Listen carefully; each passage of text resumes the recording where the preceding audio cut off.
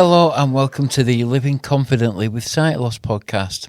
This is where we share the practical advice, real life experiences and ideas to help you live independently and confidently. I'm Mike and it's great to have you with us today. Now on this episode, it's all about something that plays a really important role in all our lives, but especially when living with sight loss, and that's hobbies and experiences. Because hobbies aren't just ways to pass time. They give us purpose, confidence, connection, most importantly, enjoyment. And here's something really important to say right at the start. Sight loss does not mean your hobbies stop. It might mean that they change. It might mean that you do them differently, but it doesn't mean that they disappear. So today, we're focusing on the idea of hobbies without limits, on what that really looks like in everyday life. So let's start with why hobbies are so important. Because they often get underestimated. Now, a hobby can be a reason to get up in the morning, a way to connect with people, a boost to mental health, or just something that makes you smile.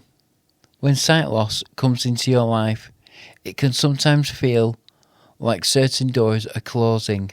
Things you once did easily might suddenly feel more difficult. And it's natural to think, I can't do that anymore. But the reality is often different.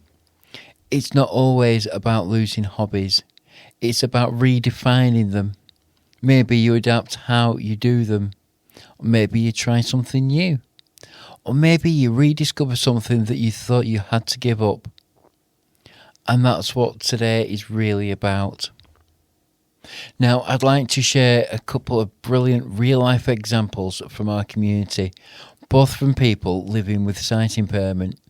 First, from David Rutherford, who is sight impaired, recently had a fantastic day out at Blackpool Tower. During his visit, he explored the attraction and also took time to visit a display dedicated to Charlie Caroli, a legendary figure in Blackpool's entertainment history. But the standout moment of the day was something really special. David stepped out onto the glass SkyWalk at the very top of the tower, something that I could not do, so hats off to David. Now, I don't know if you've ever done that or not, but if you have, you'll know how striking it is. Standing at high above the promenade, looking down through the glass floor with the coastline stretching out all around you.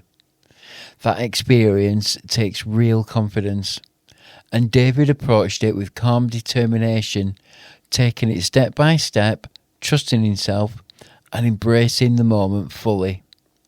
It's a powerful reminder that sight impairment doesn't remove adventure from life, it just changes how you experience it. And alongside that, we also have another wonderful example. Maureen, who is also sight impaired, recently enjoyed a truly special day out. She went to see her all-time favourite, Mamma Mia, performed live on stage as a musical. From the moment the curtain rose, she was completely immersed in the experience, singing along to the classic songs, smiling throughout, and soaking up every moment of the performance. She described it as absolutely wonderful, and you can really imagine the joy in that experience. What makes this so powerful is that it wasn't about limitation, it was about enjoyment, atmosphere, and connection to something that she loves. Two very different experiences. David taking on a high-level physical challenge, and Maureen enjoying a musical theatre experience, but both showing the same thing. Sight impairment doesn't stop people living full, active, enjoyable lives. Both of these stories highlight something really important, mindset, because often the biggest barrier isn't just the activity itself. It's the thought of, I can't do that anymore. That's too difficult now. Or I'll struggle with that. But what David and Maureen show us is something different. They show that participation is still absolutely possible. It might look different, it might take a different approach, but it's still possible. And confidence often comes after you try something, not before. Even small steps can lead to bigger moments. So, what does Hobbies Without Limits actually look like? Well, there's so many options depending on your interests.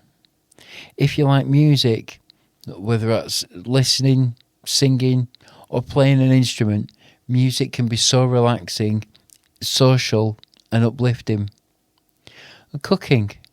If you like cooking, with small adaptations, cooking can remain a creative and enjoyable part of daily life. If you like walking and getting out and about, short walks, group outings, or familiar routes, great for well-being and confidence. Audio hobbies, such as listening to podcasts, audiobooks, and radio, are brilliant for learning and relaxation. And social activities, such as gardening groups, craft sessions, coffee mornings, or community groups, help build confidence and connection. It's not just about doing everything, it's about finding what works for you. So if you're thinking about trying something new, why not start small? There's no pressure to do everything at once. Try familiar things first if it feels easier. Take support with you if it helps build confidence. And don't worry if something doesn't work out. It's all part of the process.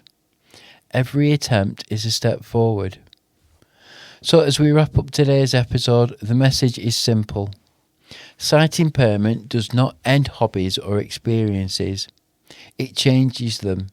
It reshapes them. But it does not remove them. And as we've heard today, with David's experience at Blackpool Tower and Maureen's beautiful theatre visit, life is still full of opportunity, enjoyment and meaningful moments. It's just about finding your way through it. Thanks for listening to this episode of Living Confidently with Sight Loss. Don't forget to like and subscribe. I'm Mike, and I'll be with you next time. Bye for now.